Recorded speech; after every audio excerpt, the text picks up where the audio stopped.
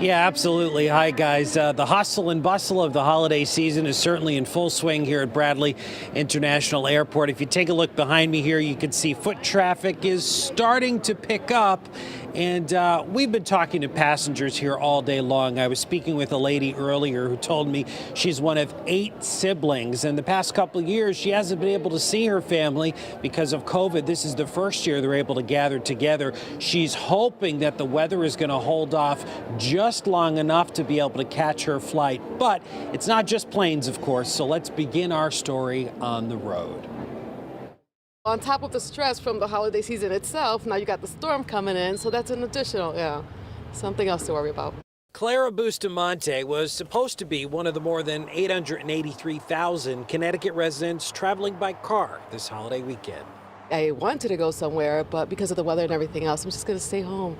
The same can't be said for the Dunleavy family from New Canaan, trying to escape the cold for colder, heading to Minneapolis by plane. I booked these tickets a while ago, so we are hoping that we're in the sweet spot and that the first flight out of here this morning to Minneapolis was canceled. So we're saying our prayers and keeping our fingers crossed.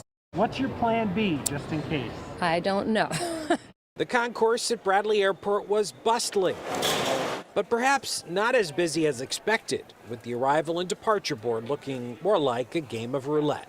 Right now we're seeing primarily delays. We have a handful of cancellations.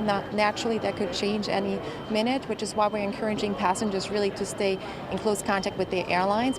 From the runways and roads to the tracks, Hartford's Union Station held some rail riders, hoping the weather doesn't halt their multi-leg journey to beach paradise in Thailand.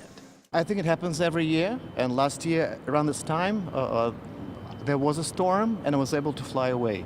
So you just go and go with the flow.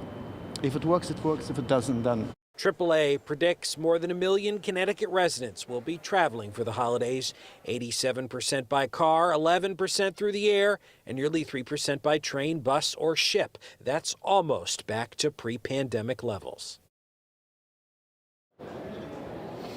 And a little more good news for you. Call it an early Christmas gift. Gas prices are down about 31% from this same time last year. So no matter what form of transportation you do choose, it'll be at least a little bit cheaper to get there.